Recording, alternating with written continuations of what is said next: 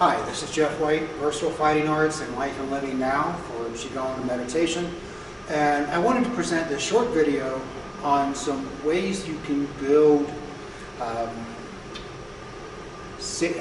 want to say power into your knees and your feet, but really it's how to protect, how to build up the tendons and ligaments around your knees, around your ankles, so you have better knee and ankle support for the things that you do in life. And one of the ways we do this is with a stepping drill, and it really is quite easy. The principles are, I just take a step, and if you can see, when I take a step out, I'm going to sink into this front step in such a way that my knee does not go over my toes. If it goes over my toes, then my step is too shallow. So if I just step here and I sink, I can already begin to feel the stress that's on my knee. If I step a little bit farther, now I can make it straight up and down as I sink into this foot. So how you step is important, and stepping and making sure that the knees do not go over the toes is important. And another thing for a qigong attitude with this, because I will present this now as not so much for the martial side as for the qigong, the health side. So you want to use mindfulness, present moment awareness, full-bodied awareness, and your breath. And you want to begin to move from your core, not your shoulders, not your head, not just stepping out. Everything sinks. So you want to be able to move from lower dantian, from your core, from your abdomen. So before I step back and walk towards you, just as you can see on the camera, we just start, Langkah Lura is just stepping in a straight line. Very easy. We do it all the time. But also notice how sometimes when we walk, the feet are not always straight, and sometimes they are, but sometimes we'll move them. And they kind of go off at about a 45. We're going to accent that a little bit at about the 45 and a 90 that we'll show later. So when we step, we just step. I'm very mindful. My weight, I imagine I'm sinking about 4 feet into the ground. My inhale is to step out. My exhale is sinking into the ground. Now I move back with my core, taking pressure off the foot. I turn it at a 45, but now I move again from my core, the center of my mass. I shift my weight forward, and notice I'm moving from my core, not my head, because that'll create an off balance, but through my core, sinking and stepping. Sinking into the step, shifting back, opening the foot, shifting forward again, making sure I have all my balance underneath me, and stepping.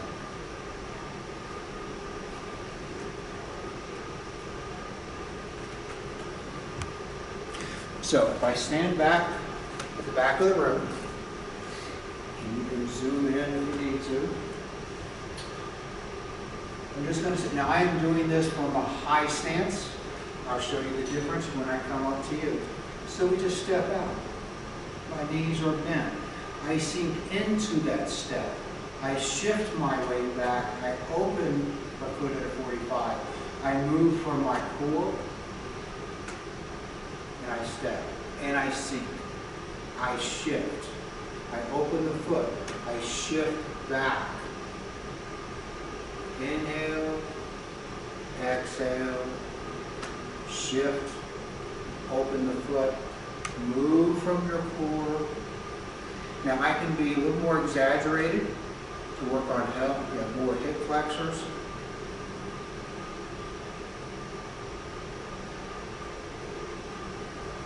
I can just step.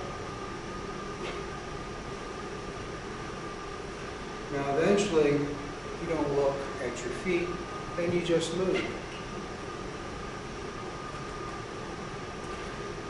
Now, I said when I got closer to you, I would begin to say, what happens if I step, I step, I shift, but now I lead more with my head. I lead more with my shoulders. What happens is I'm throwing myself then forward. And sometimes we do this unintentionally as we start to come in and we get a little bit wobbly. So the lower half of it stops and then the upper half keeps going, and that creates an imbalance that's here. So I want to keep it to my center and step. So that's why when we step and I sink and I shift and I move from this core. Keeps all my balance. I should be able to stop almost anywhere and be balanced once I've gotten accustomed to doing this.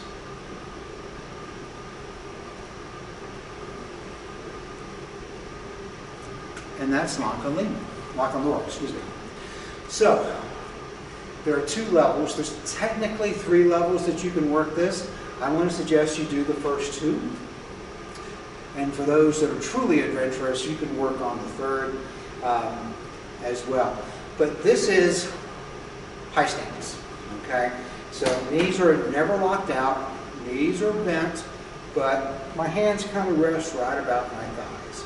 If I drop my knees down, and because of that, remember, knees don't go over the toes, so I may need to spread my base out a little bit for stability. And then when I do, once my hand kind of reaches my knee, this is mid-range. This is where, especially in Silat, we will tend to move a lot in here. It is a good workout for your quads.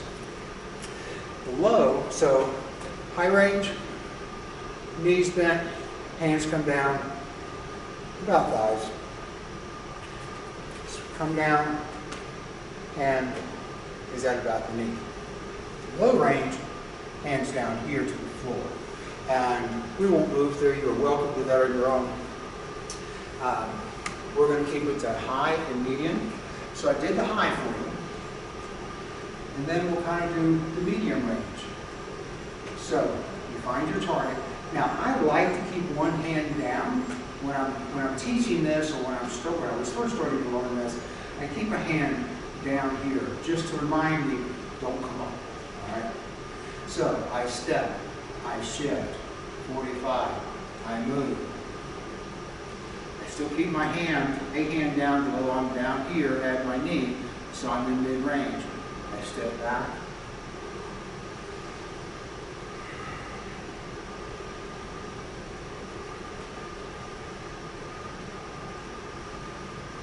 And I step.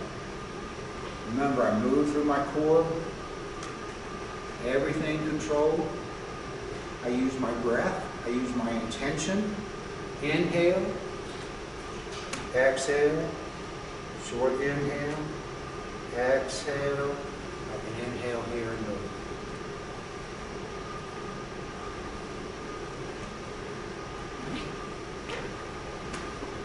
And so there we go.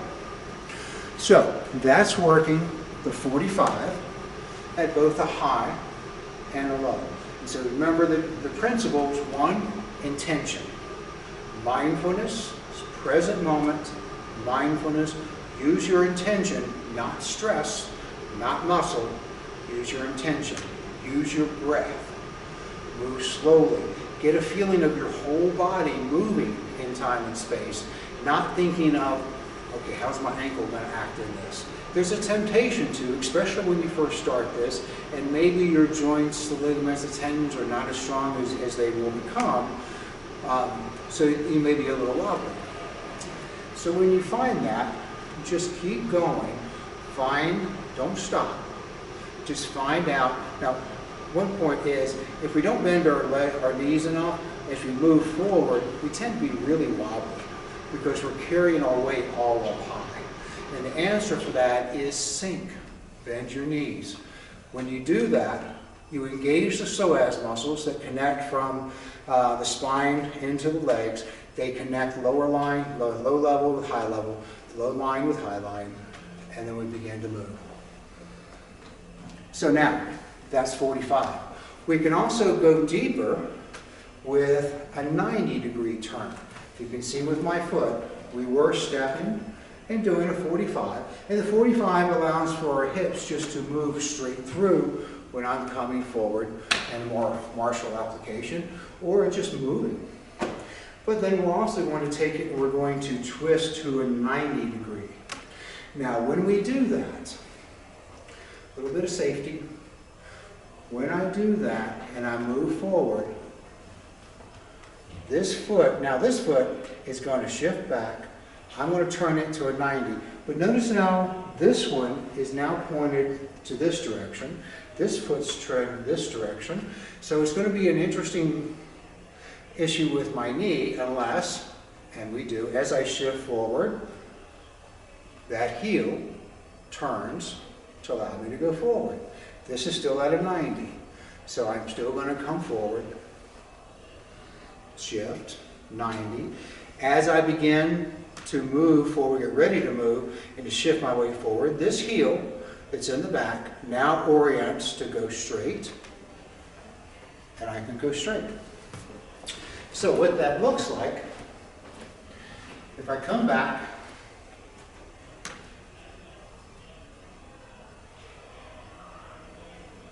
and I step.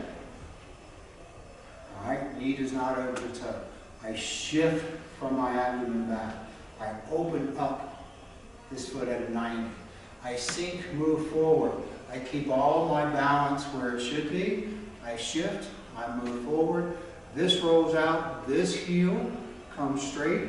I shift forward again.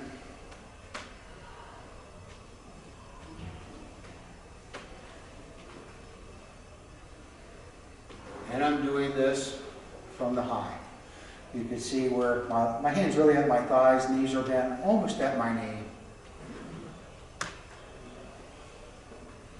Because this is a little bit more natural for me. So I sink, shift, turn, shift again, putting weight onto that. Think about it going into the ground, moving the rest of my body forward.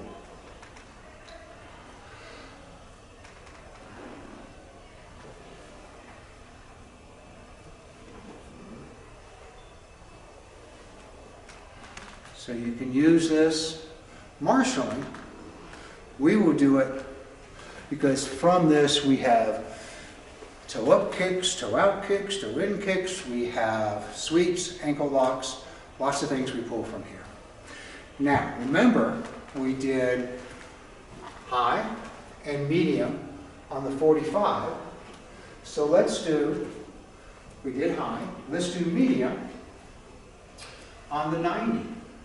So then I step out, hand drops to his knee. Now, once you get accustomed to this and you're not rising up and down, you don't have to do this. I point out because it's a nice little anchor for me.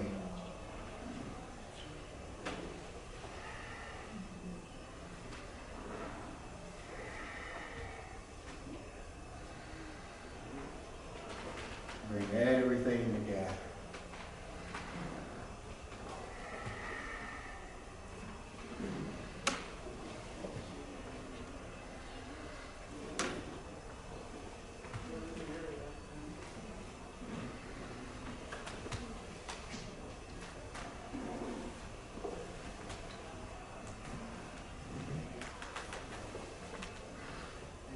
And that's the Langkah Lura for the stepping. Now, if you find yourself wanting to rush, because sometimes that happens, we find our balance isn't quite there, and we just kind of want to rush through. Try not to do that. Keep your mind calm. As soon as you feel that rush, that need to go a little bit faster, it's typically because you've broken your structure, your frame somehow. So instead, try and correct it.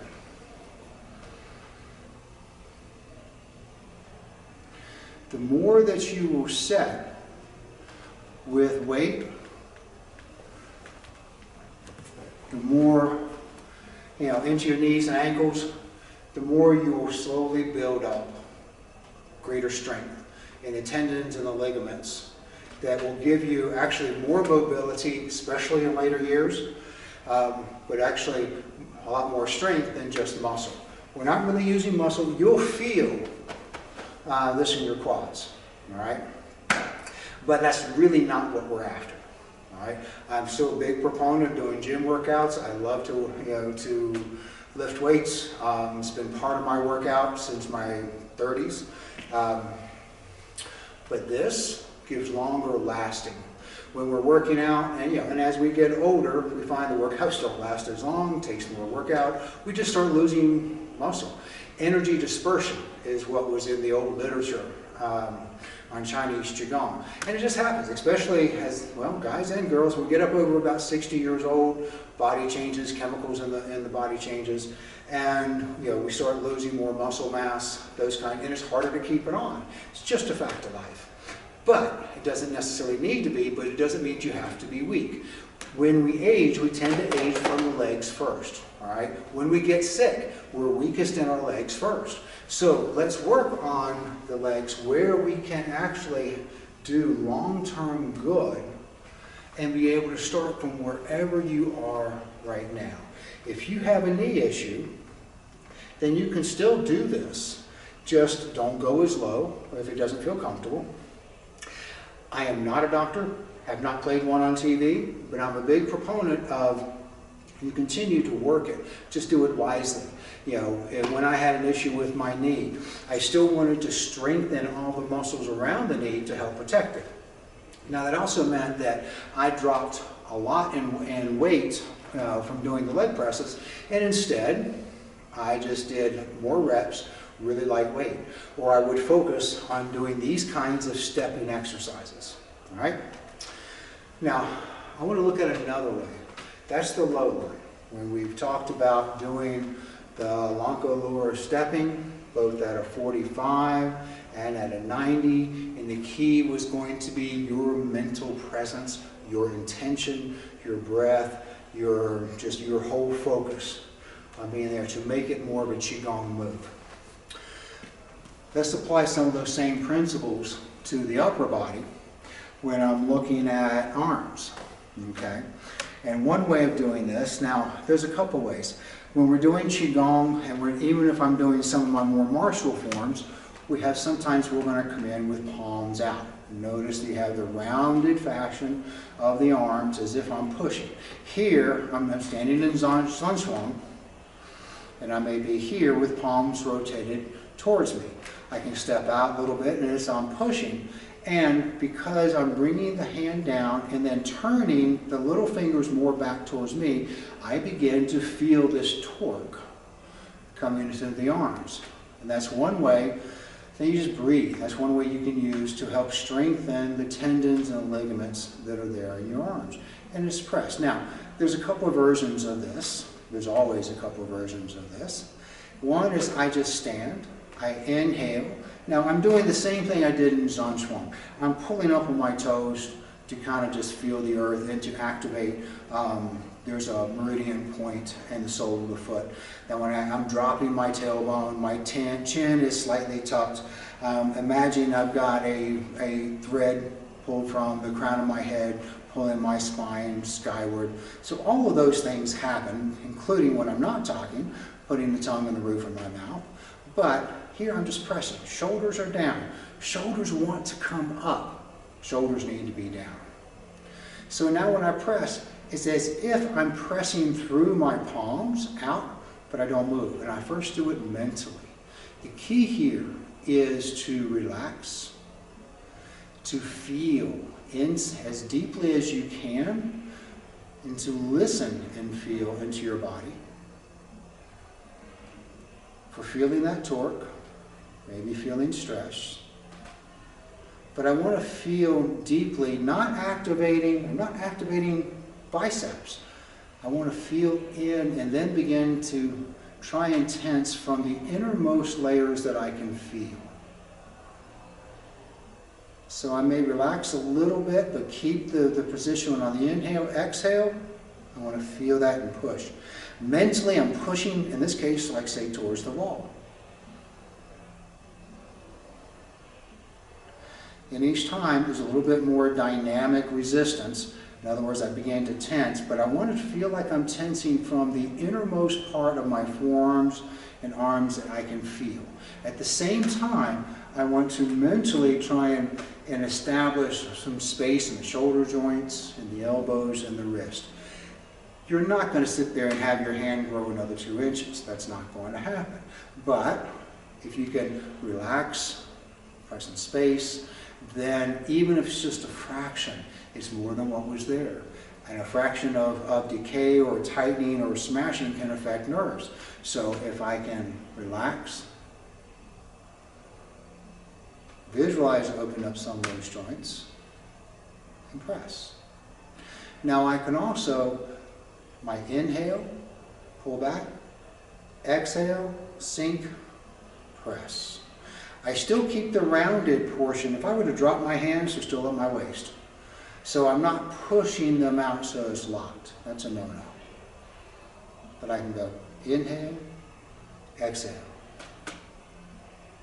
Inhale, pull back a little bit, exhale, reapply. That's one way. I like holding it steady, and just each time I become progressively more in the torque, progressively more feeling and tensing in the arms as deeply as I can, not surface. The thing is, when we lift weights, we kind of start with the surface of the muscle, then work the tendons, work to the bones. In this, we want to set the bones. We want to work from bones, probably tendons and ligaments first, and then the muscle. One of my favorites, once we come down here, you drop it down. Now sometimes you'll see me, and I'm going to be like this. The elbows flare out, the palms are faced down to the floor, coiling in so that I feel this bit of tension that's right here. It's more of a torque than a tension. Now, I haven't done anything to apply any resistance yet. I'm just feeling the torque, the natural torque, as I bring this hand spiraling in towards me. We check the shoulders. We relax the chest. I can press down. I can lift my middle finger, and it begins to, when I lift the hand up, it begins already to tighten the top of my arms, my forearms, but I'm going to press to the floor. Mentally, I'm pressing to the floor. And you want to get in touch with the deepest parts of your arm, and then begin to add dynamic tension. Hold it and inhale. Exhale, feel some more, and add more dynamic tension. Inhale. And I can begin to feel it when I connect into the chest, into the pecs here as well. So once I feel like I have all of this properly connected and engaged in dynamic tension, I'm moving into the chest as well. And I'll come here. Then relax. Now, another exercise is you take the hands right by your side, and the elbows are never locked, so it's never straight here. It's called straight, not straight. I'm going to press down. Same as I had before. I'm lifting up with my fingers, pressing. I feel it first in my forearms as it connects in with in my case, into elbows. Then as I press down more, remember, I'm not engaging biceps. If I find myself engaging a bicep, I relax it, I go deeper. I want to feel that space in my arms again. Inhale. Exhale, really press through. Inhale. Press some more. Notice that I'm not straining, but what I'm doing is I'm sending this energy here, I'm tightening from as deep inside my forearms and biceps as I can feel, and relax it. You should be able to feel that release in your wrists and forearms. Now, imagine you're picking up a big, 5-gallon jar, and you've got it by the lid. So I'm turning. Now I'm not trying to, we do have this where I'm using my fist and coming down. I prefer not to do that, and especially if you're dealing with like arthritis and things like that, don't. Just keep your fingers open. And then now I'm going to turn, and when I turn, I can either turn to a 90 or back beyond, and I can make this two separate exercises. But when I do, I'm picking up that jar, I'm turning so I can feel it in my triceps. And now the same principles. Shoulders down, elbows are not locked. I'm imagining and feeling space between the shoulders, elbows, wrists. I'm pushing mentally to the floor, and I can add a little bit of dynamic tension there as well. And that begins to engage deeply on the triceps. And when I feel like I'm maybe too much in the muscle, I rotate the hands a little bit to the back to engage more of the tendons. And I press down. And I add in some dynamic tension in this as well, so that eventually I do activate the triceps, but not until I feel like I have properly reached and added that tension from the inside out. And then I might go a little bit farther. Now notice my hands are not up right at 90 degrees, just because my wrists don't. And if yours do, fantastic. Relax. Last one. Well, second to last one. For biceps, can we kind of go to tiger? So with this, the hands come out and I just roll it. Notice my elbows are at my side. I'm turning my little fingers as if I can move them together. They're not going to, but as I do, same principle. Relax the shoulders, relax the joints, relax the arms. Feel the torque first. That's very important. If you rush that, you're just kind of, you're short-circuiting yourself, short-changing yourself. So don't do that. Just feel. Get in touch with that torque first. Now I'll grant you, the first several times I did this, I really didn't feel that much deeply inside, and then all of a sudden I could start to feel more and more. I got a feeling for what I wanted to feel. And there we go. And so now it does begin to engage the bicep, but I'm not looking at building the biceps. I'm engaging those tendons and the ligaments that are there. And relax. Very good. Now, within the Surete organization, my main organization, we have a coiling qigong that's also very wonderful. Last one, more for the back. There's times when we come up, presenting the pestle, and we come up, and we're here. And I always would say, make sure that your elbows are rotated back by your ears. Because if you do this, and I'm pressing towards the sky, I will feel it along my shoulders and my back. Same thing. I'm still pressing, rotating. I'm trying to get my palm as flat to the sky as possible. The elbows will naturally drift forward because it releases pressure. So when you feel that, get them back up there. Get those elbows back behind your shoulders. Feel that. Then relax. Make sure the shoulders are dropped. Make sure that you are not tense where you shouldn't be. And I can press both towards the ceiling as well as my elbows back. Inhale, exhale, get in touch, add more dynamic tension. And you can do this when you first get started, maybe 3 to 5 breaths is good. The more that you do that, go to 10 to 15 breaths. And I'd love to hear what you think. Thank you much.